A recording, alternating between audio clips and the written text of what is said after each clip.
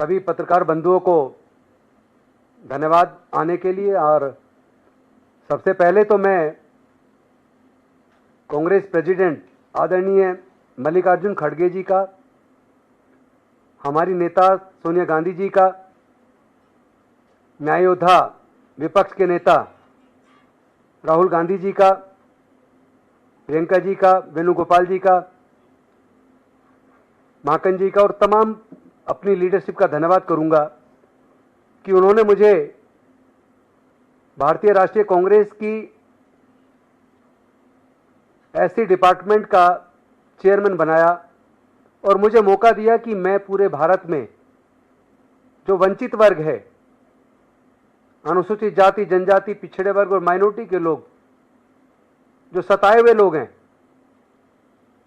जिनको आज सरकार, जिनके बीच भय पैदा करके, हिंदू मुसलमान करके, जाति पूछकर मारने वाले को संरक्षण देकर सरकार बढ़ावा दे रही है, उनके खिलाफ सामाजिक न्याय की इस लड़ाई को, संविधान को बचाने की इस लड़ाई को जो आदरणीय राहुल गांधी जी, खड़गे जी लेके चल रहे हैं, उस लड़ाई को आगे बढ़ाने में उसका सहभागी बनने का जो मुझे मौका दिया, इसके लिए मैं कांग्रेस लीडरशिप को धन्यवाद करता हूं।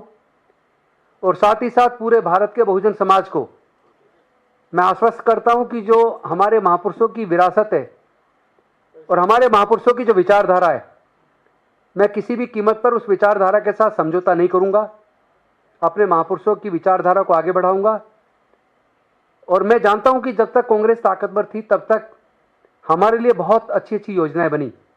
डॉक्टर बाबा साहेब अम्बेडकर जी को संविधान सभा का निर्माण समिति का चेयरमैन बनने का मौका मिला। पूरे भारत को इतना खूबसूरत संविधान मिला और संविधान के माध्यम से उन्होंने तमाम जाति वर्ग के लोगों को एक श्रेणी में लाकर बराबर खड़ा कर दिया। चूंकि मनुस्मृति में देश की महिलाएं, अछूत, शूद्र, इन सब लोगों को मानवता के दर्जे से वंचित रखा, लेकिन उस मनुस्मृति को खत्म करके डॉक्टर बाबा साहेब अम्बेडकर जी के संविधान ने देश में निष्पक्ष रूप से जाति धर्म का बंधन काटते हुए, औरत मर्द के बीच के उस अंतर को भी खत्म करते हुए सबको संविधान की नज़र में बराबर किया और सबको one man one vote one value ये अधिकार दिया। और आप जानते हैं कि कांग्रेस के टाइम पर ही ट्राइबल सब प्लान और शेड्यूल कास्ट सब प्लान बना, जिसमें बजट में, प्लान बजट में जनसंख्या के हिसाब से बजट का प्रोविज़न किया। 20 सूत्री कार्यक्रम में बहुत सारे लोगों को खेत की ज़मीन के पट्टे मिले, रेजिडेंशियल प्लॉट के पट्टे मिले। पहले बैंक प्राइवेट होते थे, इंश्योरेंस कंपनी प्राइवेट होती थी, लेकिन इंदिरा जी के टाइम पर उनका राष्ट्रीयकरण हुआ और करोड़ों लोगों को रोजगार मिला। सैकड़ों PSUs बनाए, उनके अंदर भी करोड़ों लोगों को रोजगार मिला। लेकिन जब से कांग्रेस कमजोर हुई, उसके बाद से धीरे धीरे हम देख रहे हैं कि जो अधिकार डॉक्टर बाबा साहेब अम्बेडकर जी ने अपने 5 में से 4 बच्चों को गंवाकर, माता रमाबाई को गंवाकर, अपना पूरा जीवन जलाकर जो हमें दिए थे, वो अधिकार उसके बाद से 70% छिन गए, 30% बचे, वो भी लगता है धीरे धीरे छीनते जा रहे हैं। और जो हमारी लीडरशिप है, बहुजन लीडरशिप, उसको ऐसे समय में जो लीडरशिप देनी चाहिए थी वो देने में नाकाम रही। तो हमें हर कीमत पर अपने आने वाले बच्चों की भविष्य की चिंता है, उनके हक अधिकार की रक्षा करनी है। जो प्राइवेटाइज हुआ है वो भी वापस आए। और हम जानते हैं कि पहले शिक्षा फ्री थी और बाबा साहेब के द्वारा जो शिक्षा के रास्ते खुले, रिजर्वेशन के माध्यम से नौकरियों के रास्ते खुले, राजनीति में MP MLA बनने के रास्ते खुले, बाबा साहेब के द्वारा जो रास्ते खुले, तो थोड़ा एक मिडिल वर्ग बना हमारे समाज में, थोड़ी तरक्की आई। लेकिन वो भी मनवादी सरकार को रास नहीं आ रही है। धीरे धीरे उन्होंने एजुकेशन को इतना महंगा कर दिया है कि हमारे लोगों से शिक्षा छिन गई है। आज इंजीनियरिंग कॉलेज, मेडिकल कॉलेज या मैनेजमेंट कॉलेज, BArc और तमाम तरह के जो प्रोफेशनल कोर्सेज हैं, उनके अंदर पहले तो एडमिशन के लिए मारामारी है, उसके लिए कोचिंग की जरूरत है, कई लाख की कोचिंग लेनी पड़ती है। बच्चा किसी तरह क्वालिफाई भी कर ले, उसका नंबर आता तो अब उसको 5 साल का कोर्स करने के लिए 25-25 लाख रुपए खर्च करने पड़ रहे हैं। 4 साल की डिग्री करने के लिए उसको 20-20 लाख रुपए खर्च करने पड़ रहे हैं। पैसा है नहीं। और ऊपर से जो स्कॉलरशिप से पढ़ जाया करते थे, केंद्र की सरकार ने स्कॉलरशिप को लगभग बंद कर दिया और उनका जो NIC का पोर्टल है वो काम नहीं करता। कई बार वो पोर्टल सर्वर डाउन हो जाता है, एक तरफ पोर्टल काम नहीं करता और दूसरी तरफ स्कॉलरशिप अप्लाई करने की डेट निकल जाती है और सरकार उस डेट को बढ़ाती नहीं है।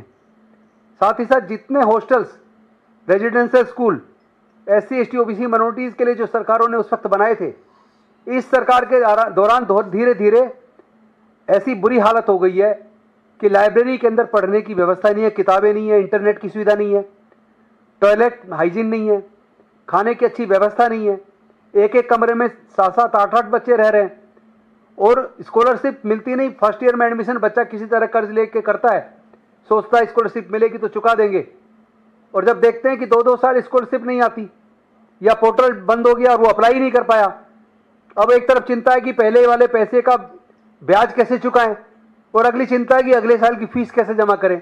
इस वजह से बहुत सारे बच्चे सुसाइड तक कर रहे हैं और ऊपर से हम देख रहे हैं कि वाइवा में बच्चों को फेल किया जाता है केवल इसलिए क्योंकि वो schedule caste, schedule tribe, OBC minority से जुड़ा है। आपने देखा होगा गुजरात के अंदर अभी पीछे परीक्षा हुई, गुजरात पब्लिक सर्विस कमीशन ने रिटन टेस्ट लिया, फिर इंटरव्यू लिया, तो SC और OBC के बच्चों के जर्नल के बच्चों से भी ज़्यादा रिटर्न में नंबर हैं, लेकिन इंटरव्यू में उन्हें 20 नंबर से 35 नंबर के बीच 100 में से दिए गए। लेकिन जो जनरल कैटेगरी के बच्चे जिनके रिटर्न में नंबर कम थे, उनको इंटरव्यू में 100 में से 80 से 90 नंबर के बीच नंबर दिए, यानी 50-60 नंबर एकदम से SC ST बच्चों के, OBC बच्चों के इंटरव्यू में कम कर दिए जाते हैं। तो वो फिर पब्लिक सर्विस कमीशन इतना पक्षपात कर रहा है। मुझे याद आता है, मैंने भी एक बार चिट्ठी UPSC के चेयरमैन को लिखी थी और मैंने उनसे कहा था कि आप SC ST बच्चों का इंटरव्यू अलग क्यों कराते हैं। जो बच्चे SC ST के UPSC में, सिविल सर्विसेज के एग्जाम में रिटर्न में बहुत अच्छे नंबर लेके आते हैं, हम देख रहे हैं कि उनको इंटरव्यू में किसी को 120 नंबर, 130 नंबर दे रहे हैं, और जो उनसे भी कम नंबर लाने वाले हैं जनरल कैटेगरी के बच्चे, उनको आप 220, 225, 200, 210 नंबर दे रहे हैं। एकदम से 100 नंबर फालतू उनको इंटरव्यू में नंबर मिल जाते हैं। इतना बड़ा गैप आ जाता है। जो बच्चा सिविल सर्विसेज में सीधा IAS में आना चाहिए, वो एकदम से गैप इतना हो जाता है कि वो IRS तक चला जाता है, कई बार अलाइड सर्विस में चला जाता है। और जो बच्चा उनका बाहर हो जाना चाहिए था या अलाइड सर्विस में आना चाहिए था, उसको जो 100-125 नंबर का जो मार्जिन मिलता है, उसकी वजह से उनका वो बच्चा कभी IRS तो कभी IPS और कभी कभी तो IAS तक में आ जाता है। तो इस तरह का जो पक्षपात है, इसके खिलाफ हमें लड़ाई लड़नी है। तो कांग्रेस पार्टी ने जो मुझे जिम्मेदारी दी है, उसमें चाहे स्कॉलरशिप से संबंधित मुद्दा हो, चाहे जो SC ST OBC के लिए जो रेजिडेंशियल स्कूल से जुड़ा मुद्दा हो, चाहे उनके जो उनकी जो फीस इतनी महंगी करके शिक्षा छीनी जा रही है उसका मुद्दा हो, चाहे वो प्रोफेशनल कोर्सेज में वाइवा में नंबर कम दे के रोक के उसको मेन परीक्षा में बैठने से रोकने का मुद्दा हो। जैसे आपको याद होगा, मैं आपको याद दिलाना चाहता हूँ, सफदरजंग मेडिकल कॉलेज के अंदर एक समय 25 बच्चे फेल कर दिए शेड्यूल कास्ट के। वो मुद्दा बना, संसद में भी आवाज उठी और लोग कुछ कोर्ट गए, कोर्ट ने उनकी कॉपियों को बाहर की यूनिवर्सिटी में जांच कराई। आपको जानकर ताज्जुब होगा, वो 25 के 25 बच्चे पास हो गए। ये इतिहास है हमारा।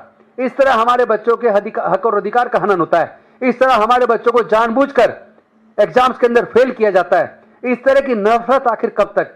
ऐसे भारत, प्रबुद्ध भारत कब बनेगा? क्या ऐसे भारत विश्वगुरु बनेगा? ऐसे हालात में आदरणीय खड़गे जी ने, राहुल जी ने और पूरी कांग्रेस की लीडरशिप ने जो मुझे जिम्मेदारी दी है, मैं विश्वास दिलाता हूं मैं उस जिम्मेदारी को बहुत ईमानदारी से निभाऊंगा। कोई चमचागिरी नहीं चलेगी और मैं चाहता हूं कोई हाथ पैर छूने की प्रथा छोड़ दें। गिफ्ट लाना, गुलदस्ते देना, ये सब बंद होना चाहिए। हमें काम करना है और काम के दम पे लोग संगठन में स्थान पाएंगे। और मैं उम्मीद करता हूं कि कांग्रेस की जो लीडरशिप है वो मुझे पूरा सहयोग करेगी।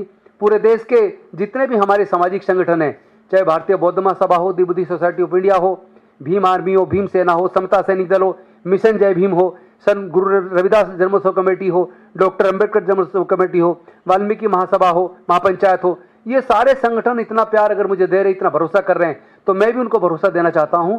जो हमारे महापुरुषों की कुर्बानी है और जो डॉक्टर बाबा साहेब अम्बेडकर और मानव कांशीराम साहब का जो सपना था सामाजिक न्याय का, उस सपने को मैं राहुल गांधी जी के साथ मिलकर और पूरे भारत में एक संघर्ष के माध्यम से सामाजिक न्याय को हम स्थापित करवाएंगे। अपने लोगों को न्याय दिलाने के लिए जो भी कुछ करना पड़ेगा हम करेंगे। Thank you very much. कोई सवाल तो नहीं है ना?